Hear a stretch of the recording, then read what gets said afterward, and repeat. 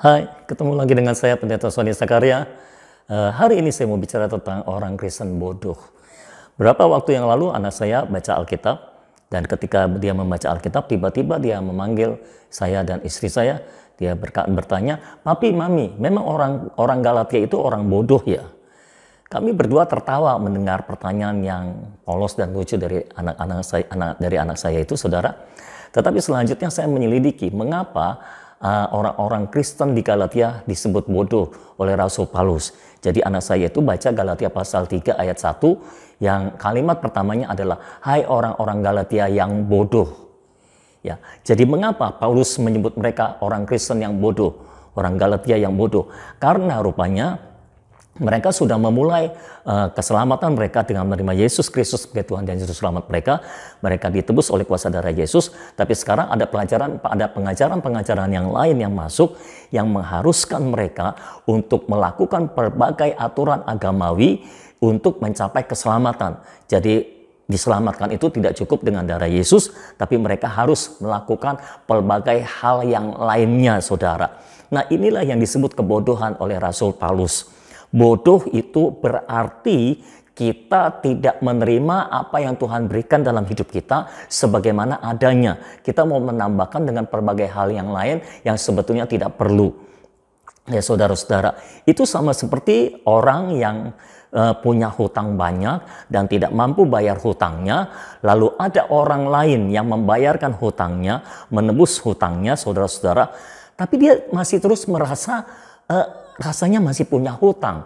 Aku harus terus berusaha untuk membayar hutang. Padahal sudah dibebaskan dari hutang, tapi dia masih mau terus berusaha untuk membayar hutang. Nah, ini adalah orang bodoh. Seharusnya dia bisa menikmati kebebasan di dalam Tuhan, kebebasan di dalam Roh, saudara-saudara. Pada abad pertengahan, gereja memasuki masa kegelapan atau masa kebodohan.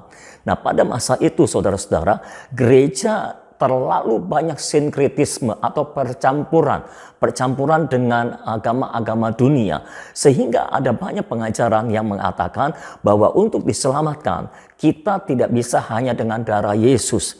Itu sebabnya gereja bikin surat penghapusan dosa. Karena waktu itu gereja butuh dana untuk membangun gereja, lalu dibikinlah surat penghapusan dosa.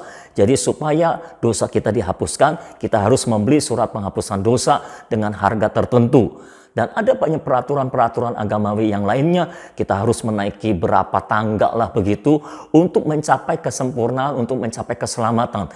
Nah, ini tidak perlu, saudara. Inilah yang disebut oleh Rasul Paulus sebuah kebodohan. Orang-orang Kristen yang bodoh adalah orang-orang yang sudah ditebus tapi tidak hidup sebagai orang-orang tebusan. Mereka masih terus berusaha dengan kekuatan dan kemampuan mereka sendiri untuk mencapai sorga, untuk mencapai keselamatan. Padahal kalau mereka menerima semua penebusan oleh darah Yesus dengan iman dan anugerah, mereka akan hidup di dalam sorga atau mereka akan menikmati sorga di bumi. Pada abad pertengahan yang lalu, akhirnya bangkitlah Martin Luther, dibangkitkan oleh Tuhan untuk merestorasi atau mereformasi gereja pada zaman itu. Dan Martin Luther muncul dengan tiga prinsipnya: sola fide, sola scriptura, dan sola gratia. Ya, sola gratia, sola fide, dan sola scriptura. Diselamatkan hanya oleh anugerah, oleh iman, dan oleh firman.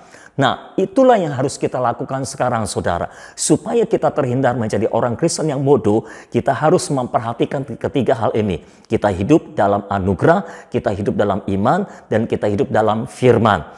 Kalau kita hidup di dalam anugerah, di dalam iman, dan di dalam firman, maka kita terhindar dari kebodohan. Kita akan menjadi orang-orang Kristen yang bijak, yang ditebus oleh kuasa darah Yesus dan menikmati semua fasilitas penebusan oleh darah Yesus. Nah, selamat merenungkan firman, hiduplah dalam anugerah, hiduplah dalam firman, hiduplah dalam firman, dan jadilah orang Kristen bijak, dan jangan pernah menjadi orang Kristen yang bodoh. Amin. Tuhan memberkati saudara semuanya.